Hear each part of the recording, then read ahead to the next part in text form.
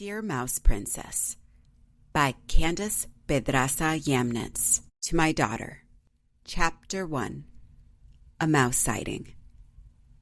Veva looked out her bedroom window. Colorful piñata paper poked from between the grass in her backyard. A strip of pink paper lifted off the ground, but instead of blowing away in the wind, it floated above the lawn and sparkled in the afternoon sunlight. Wait, what was she looking at? Veva rubbed her eyes and focused on the one pink spot. It was a brown mouse wearing a tiny pink dress and a gold crown on her head. She thought it might be a princess. The mouse princess lifted a golden wrapper and ripped it open. In 2 bites, she gobbled a candy, Veva's favorite chocolate. Then the mouse princess plucked a white dandelion. She loved dandelions. If she could make a wish on those puffy seeds, she knew exactly what she'd want. The mouse princess blew the seeds off the flower with her eyes closed. The sun shone on a single tear dripping from the corner of her eye. What could make the mouse princess so sad? Veva knocked her forehead into the window with a thud. The mouse princess whipped her head around. Wait! Veva tried to lift the window, but it was locked. The mouse princess ran toward the bushes on the side of her yard. Wait! Veva unlatched the lock and whipped the window wide open. By the time Veva could stick her head out the window, a skinny tail with a pink bow disappeared into the bushes. She needed to do something. But what? Veva stepped back into her bedroom and peeked around. Bunk beds wouldn't help her. Neither would her brother's toy box. On her white desk, a fluffy pink pen almost seemed to raise its hand, oohing and awing with answers. She wrote a tiny letter in her best handwriting. Dear Mouse Princess, I noticed you in the prettiest pink dress. It looked like flower petals hung from your body. Instead of prancing around in your dress, you walked hunched over. Then you ate a leftover chocolate from my piñata. My cousins are like vacuum cleaners, so I was a little shocked you found one they had missed.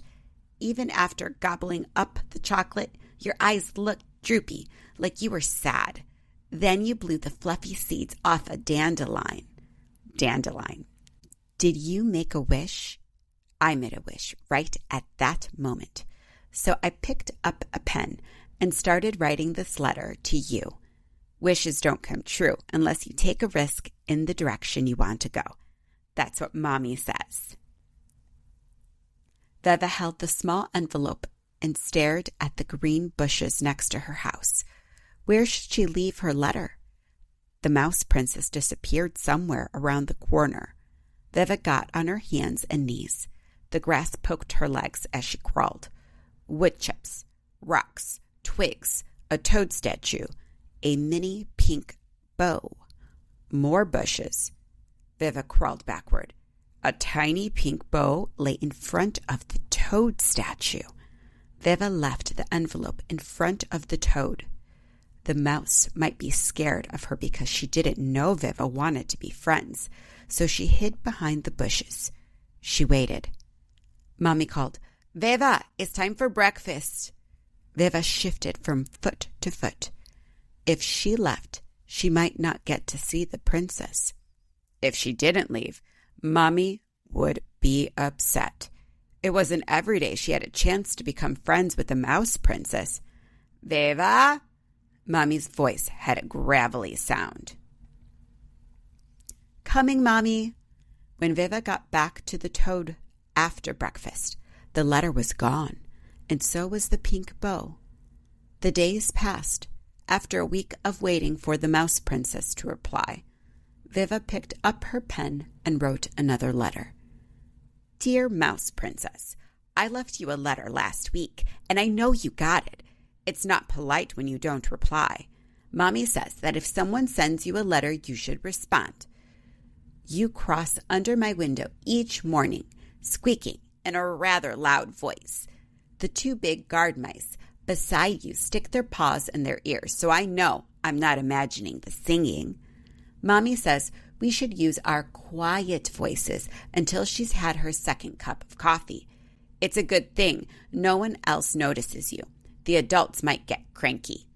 I mentioned seeing a mouse princess to my family. I even told them about how you wear different dresses every day and how your two guard mice wear blue clothes with white belts. Daddy and Mommy think you're my imaginary friend. Memo, my little 7-year-old brother, doesn't run to the window fast enough when I shout for him to see you. Do you want to be friends?